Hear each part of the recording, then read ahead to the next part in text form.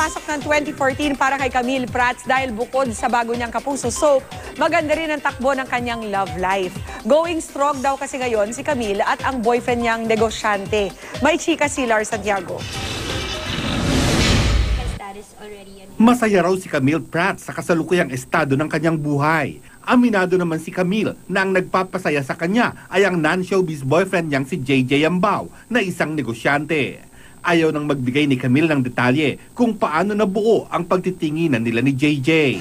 A lot of things, the friendship, the meeting up, kumbaga nag-progress siya into something beautiful. Mula nang mamayapa ang asawa ni Camille, isinubsob niya ang sarili sa pag-aalaga sa kanilang anak at sa trabaho. May mga nandidigaw pero hindi niya sila pinapahalagahan. Pero nang si JJ ang dumating, napukaw nito ang damdamin ni Camille.